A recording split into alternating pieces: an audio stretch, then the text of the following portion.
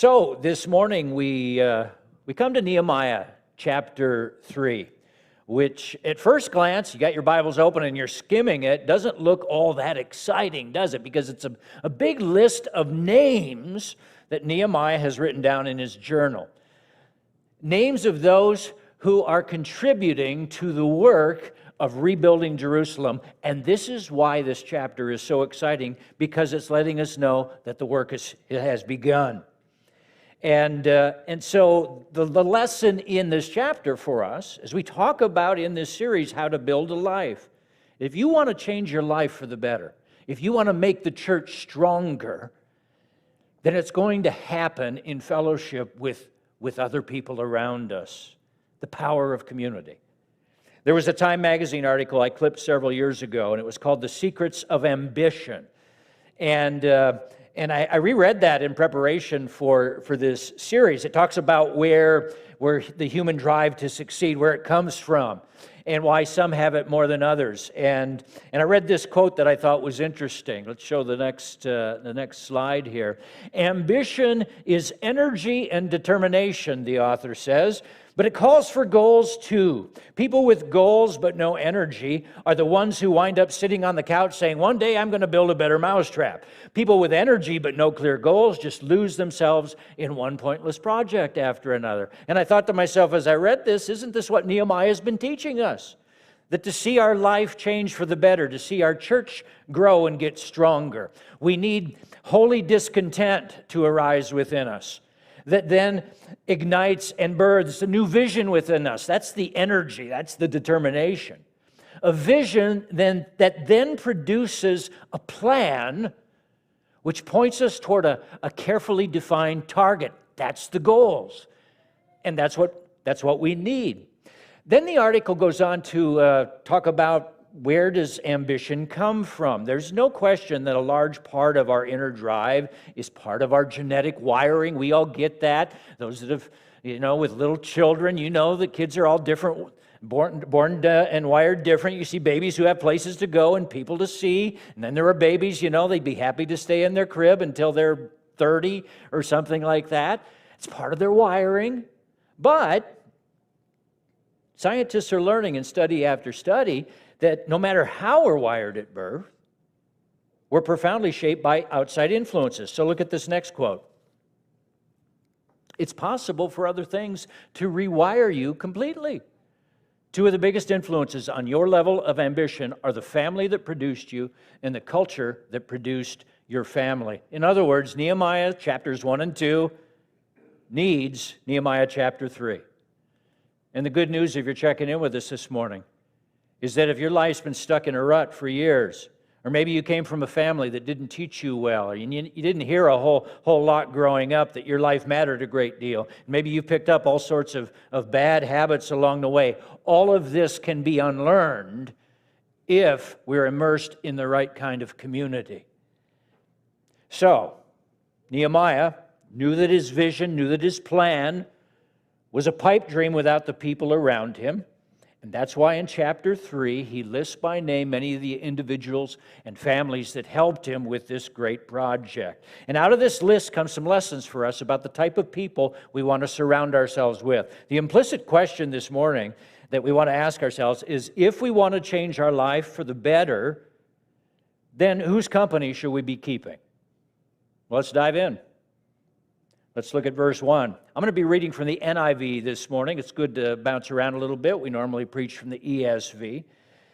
But here's what verse 1 says. Eliashib, the high priest, and his fellow priests went to work, and they rebuilt the sheep gate. They dedicated it and set its doors in place, building as far as the Tower of the 100, which they dedicated, and as far as the Tower of Hananel. Well, here's the first lesson right here in this verse. If you want to change your life for the better, whose company should you be keeping? Look for leaders who lead by example. Spend time with those who are stronger and wiser than you.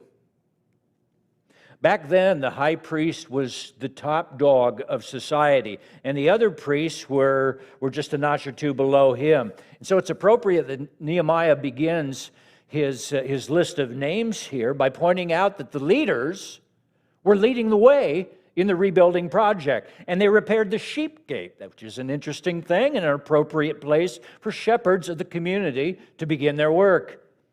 A lot of times today, the higher a person rises in terms of rank and position, the less they actually have to do with the average Joe beneath them. I'm sure it's true in the military. The higher you climb, the more you're removed from the front lines. In corporate America, it's certainly true. The more you are promoted, the less you have to do with the rank and file. Janice and I saw this in Hollywood all the time, that how the talent gets fawned over, and the greater your fame, the more insulated you are from the rest of us. That's not the way Jesus saw it, though, and that's not the way Jesus taught it. Leaders lead by serving, by blazing a trail ahead of everybody else. And he said in Mark 10, let's show this next slide. We just learned the verse. Say it with me. You don't even have to look at it. Whoever wants to be great among you must be your servant. Here we go. Whoever would be first among you must be slave of all, for even the Son of Man came not to be served, but to serve and give his life as a ransom for many. This is so radical. How often do you see this where you work or at the school where you work? You don't see this hardly at all. Now, since in Christianity, leaders are called to live lives that are accessible and transparent to others, the church ought to be a place where a young believer or a struggling believer ought to find mentors and encouragers and examples of how the Christian life is to be lived. A person who's in financial difficulty, for example, should be able to find people who are good stewards with their money and then learn from them. A person who struggles with reading their Bible, they're not good at prayer. They ought to find people who can disciple them in these basic disciplines of the faith.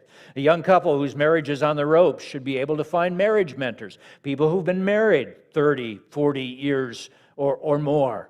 Somebody in one of the last churches I was at in California was married, get this, 72 years. I have never met have any of you known anyone married more than 70 years? I mean, it blew me away. I asked Janice yesterday, I was looking at my notes, and I said, hey, if somebody were to ask you, because we've been married 30 years, and I said, if somebody were to ask you, how have you lasted that long? Janice, without missing a beat, said, grit. I didn't know how to take that, but can you imagine that we're only halfway there if we made it to 72 years? Almost halfway there? If you're working on life change, there is nothing more important than to surround yourself with people who are wiser and stronger than you are. The people you hang around with the most are going to be what? The people you're going to end up looking like the most. And this principle works in reverse also. If you spend time with the wrong type of people, guess what? Their example is going to rub off on you. And we see this in Nehemiah 3. Look at verse 5,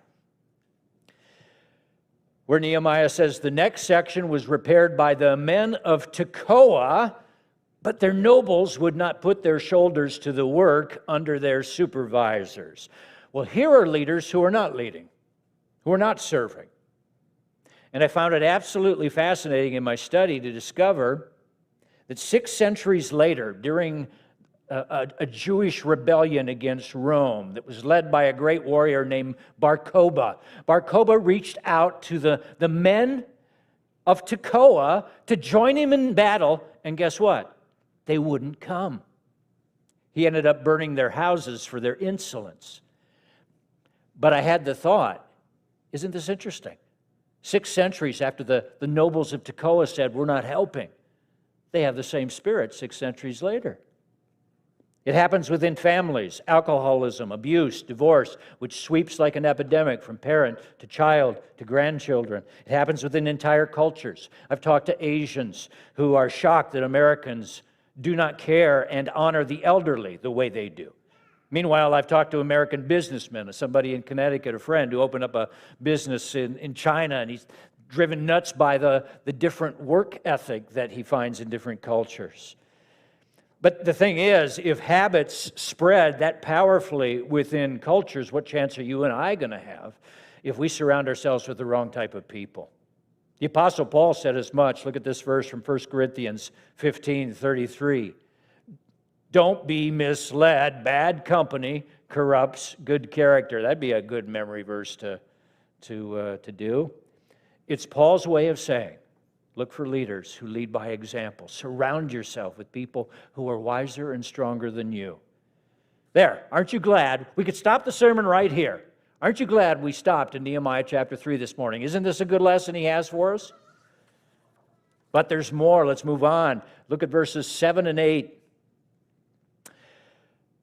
Next to them, repairs were made by men from Gibeon and Mizpah. Melatiah of Baboan. Safety tip here. If you're ever reading from the Old Testament out loud and you don't know how it's going to how it should be pronounced, act like you do know. And just say it boldly and people won't question you. Melatiah of Baboan. Yeah. And Jaden of Merinoth. Places under the authority of the governor of Trans-Euphrates. Uzziel, son of Harhiah, one of the goldsmiths, repaired the next section. Hananiah, one of the perfume makers, made repairs next to that. They restored Jerusalem as far as the broad wall. If you want to change your life for the better, then these two verses teach another vital truth. Hang out with people who desire to serve more than their own self-interest. Hang out with people who desire to serve their own self-interest. Next slide, please.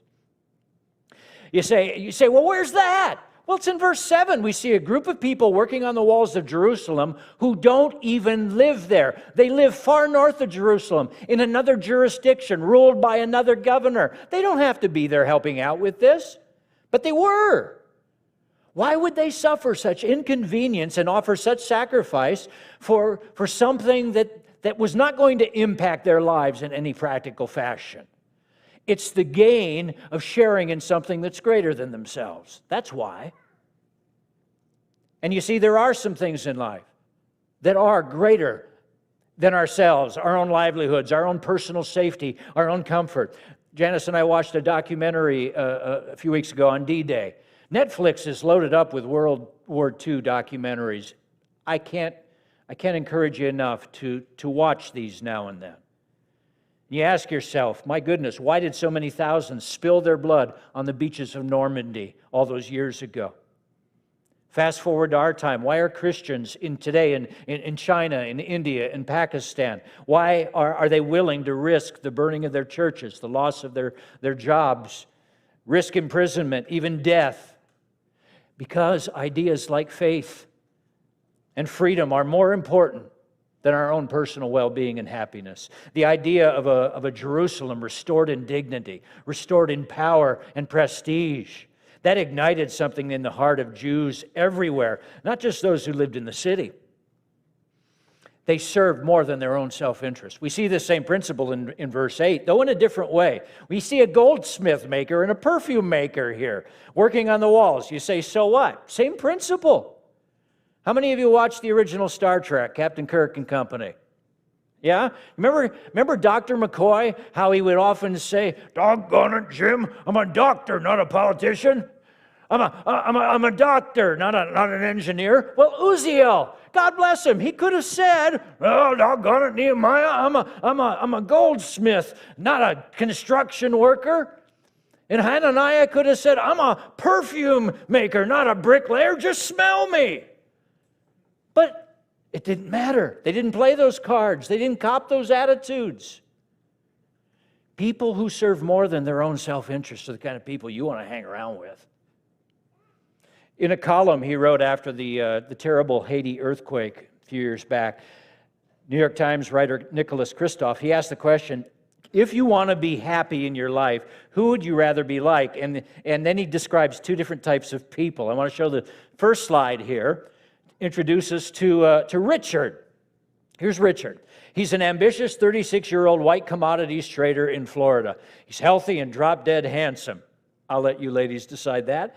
He lives alone in a house with a pool. He's worked his way through a series of gorgeous women. Richard's job is stressful, but he just spent Christmas in Tahiti. Unencumbered, he also has time to indulge such passions as reading, marathon running, and writing poetry. In the last few days, he's been composing an elegy about the Haiti earthquake. Want to be like Richard?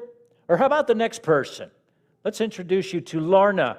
She's a 64-year-old black woman in Boston. Lorna is on regular dialysis, but that doesn't impede her active social life or babysitting her grandchildren. A retired school assistant, she's close to her 67-year-old husband and is much respected in her church for directing the music committee and the semi-annual food drive. Lorna believes in tithing, giving 10% of her income to charity or the church. And in the last few days, she's organized a church drive to raise $10,000 for earthquake relief in Haiti. So, next slide. Question is, who would you rather be like? Unless you are a classic narcissist, do you know who the answer is? You want to be like Lorna. Because Lorna is happier by far.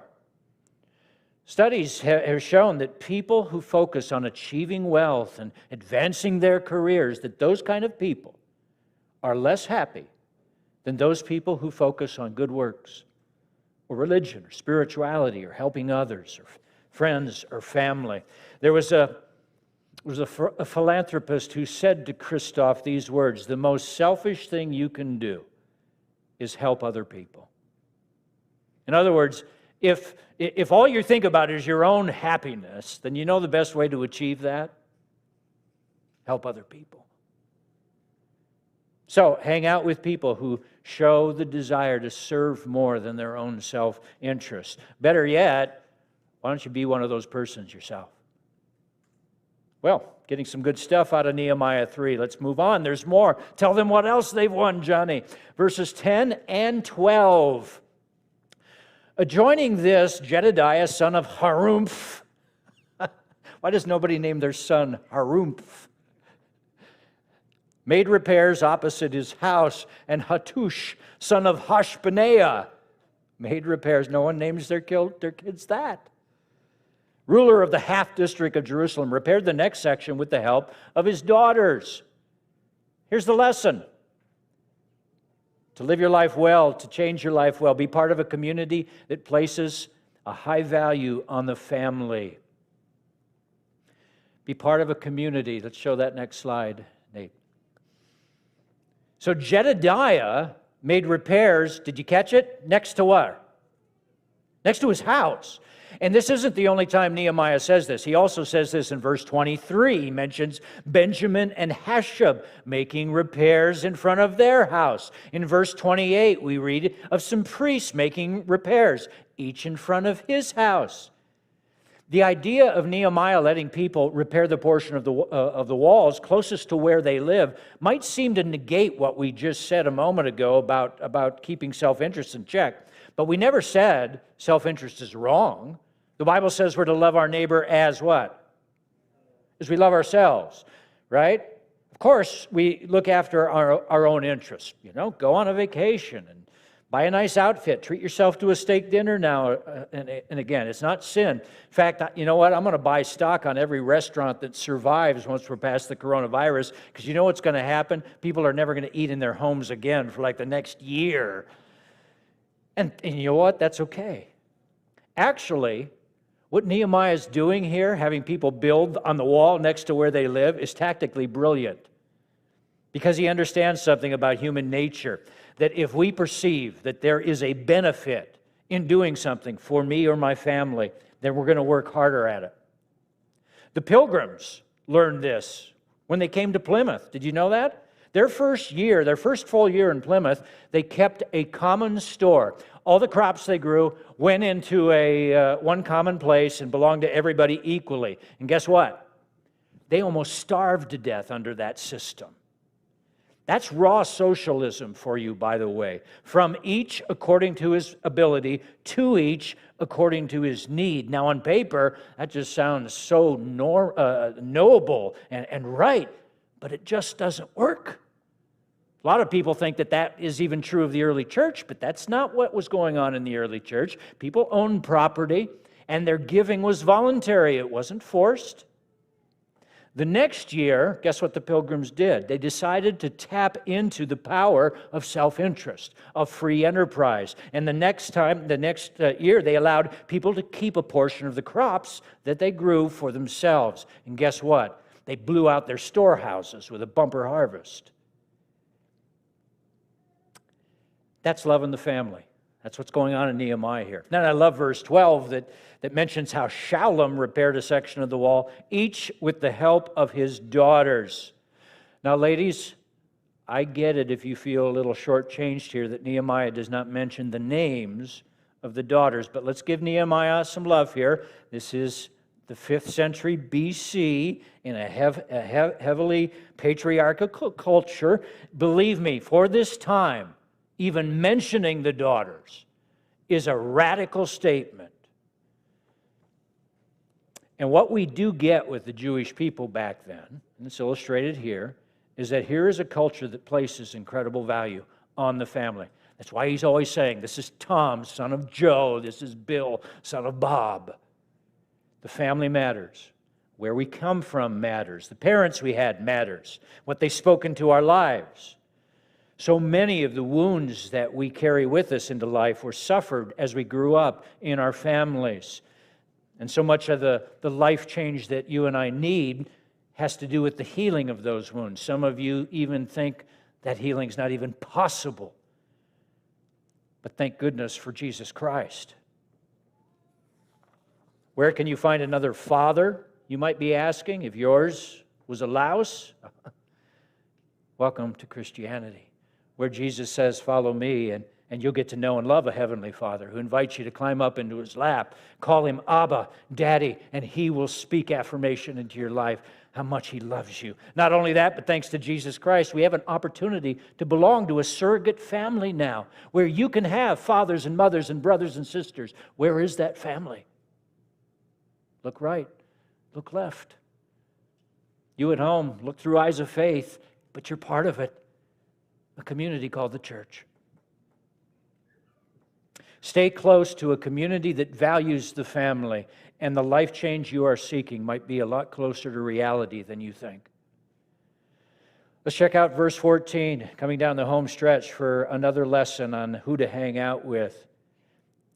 Hang out with people who faithfully serve God with a humble heart. Verse 14 is where we see this principle. Next slide. Hang out with people who faithfully serve God with a humble heart.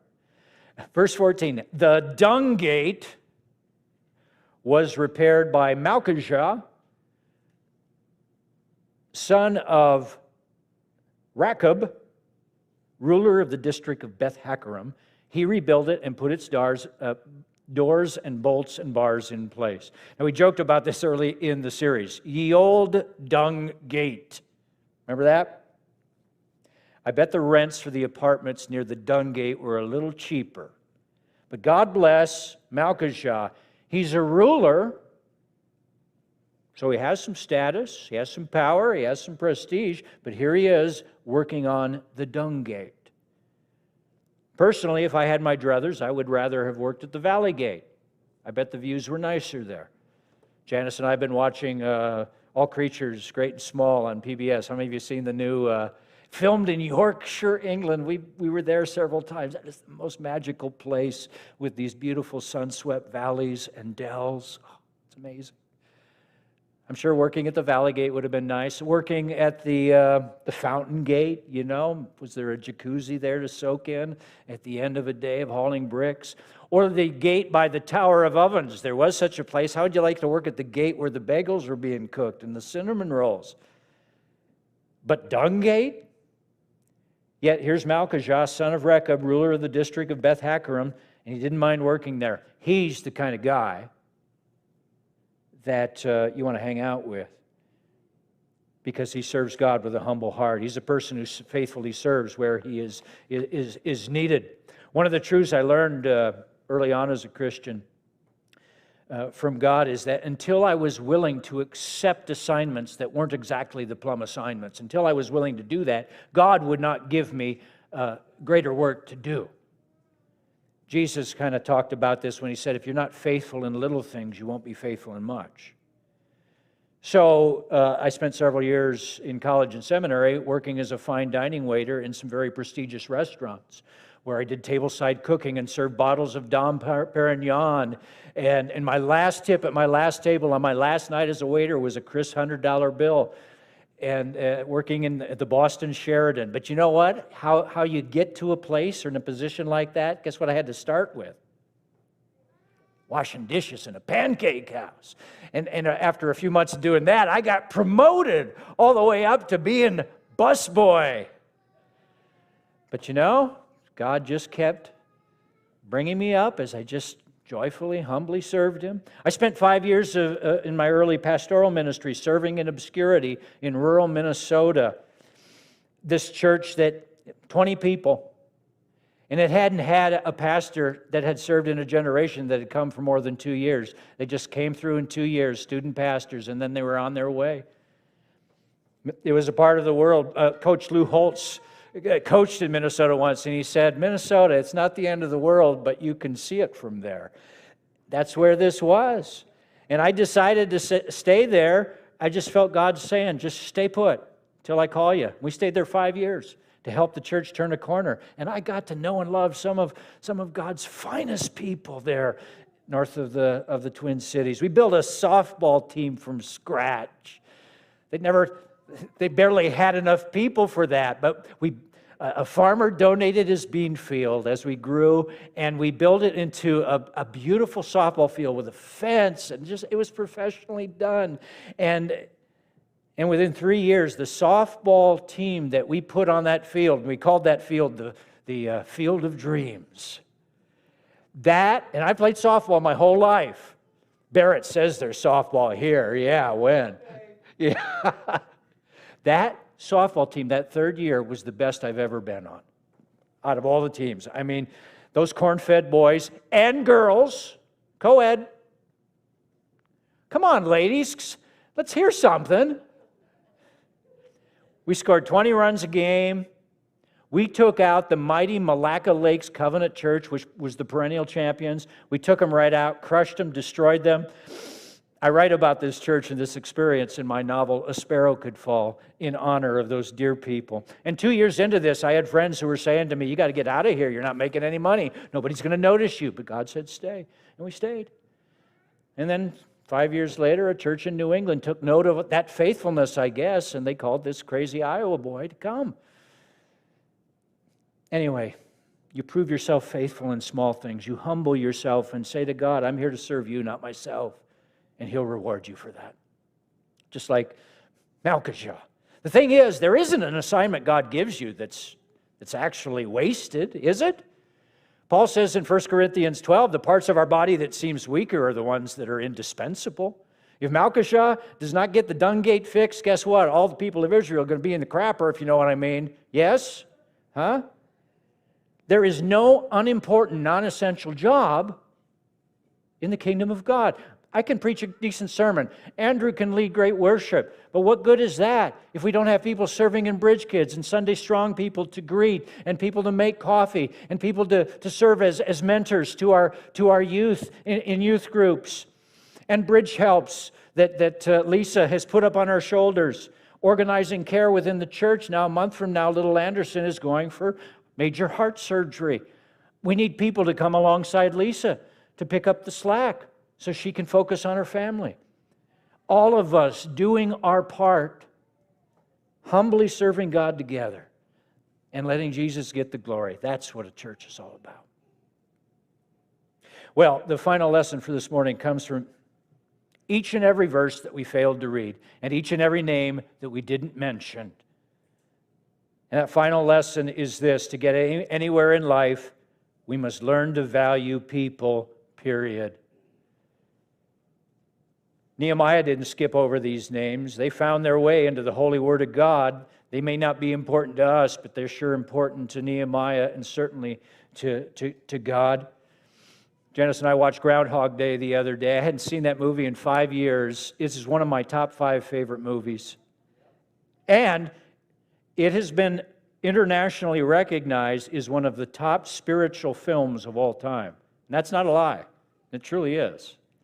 It changed my life. Anyway, at the end of the movie is this great scene. Bill Murray's stuck in this time loop he can't break out of. And the whole point is he's got to learn to love people first before he can break the spell. But toward the end of the movie, he's trying to convince Rita, his love interest, that he's in this weird experience, and they're sitting in a diner. And he says, here, I'll prove it to you that I'm experiencing this. And he goes by in this diner filled with 30 people, and he gives the name of everybody that's sitting there and who they are and what he's learned about them in this experience he's been having. That's Nehemiah, as he recognizes Raham, son of Bani, and Benui, son of Henadad, and Pedadiah, son of Parash, Zadok, son of Immer. Big deal, you say. Yes, they are a big deal to God. Each and every one of these was a unique life with their own heartbeat, their own brain, their own soul, their own set of eyes with which they gazed upon the earth, their own set of vocal cords with which they spoke, their own fingers with which they touched. Their lives upon this earth mattered. And dear ones, when it's all said and done and the music stops and all the instruments are put away and the auditorium of our lives empties and we go to our eternal home, you know what? It's not going to matter where you worked. It won't matter how much money you had in the bank or what kind of car you drove. You know what it'll all be about? It'll be about the people that you loved and that loved you. You want a hug waiting for you on the other side? I guess it depends on how many you give out on this side. So, I have an assignment for each of us as we head into this next week. And we are about to enter into the season of Lent, and hopefully you receive the communication I sent out this week. We are going to share in a church-wide devotional journey this Lent. And work on something together, both here on Sundays and then in small groups. And a large number of our church is not presently connected to a small group, so this would be a great opportunity to make those connections. And I'm here, and Julianne Bacchetti is helping me. We can help bring people together, or maybe you can form groups on your own. But we're going to do a project together studying the Beatitudes. And along the way, each week, we're going to give a project that we're going to work on, like the one I'm going to give you right now. So this will warm us up. Here's the project. This week I want you, and I mean this sincerely, to write down your own Nehemiah chapter 3. Would you write down on just one piece of paper a list of all the people that God has used in your life to build up your life for the better, that has made you the man or the woman that you are today? Try and remember that Sunday school teacher, that co-worker, that neighbor has spoken to your life or did something for you and it stuck and it impressed you and it changed you. Write out your own Nehemiah chapter 3 this week. Maybe send a thank you card to some of them for what they invested in your life. Certainly say a prayer of thanks to God for them. And make a vow to yourself and to God right now as we close, that from this day forward, you will not use people. You will not abuse people. You will not overlook people or manipulate people or stick your nose up at people.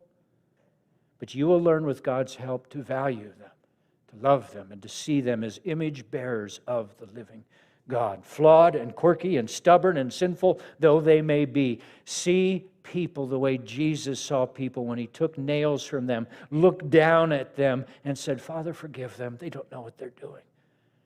But I love them anyway.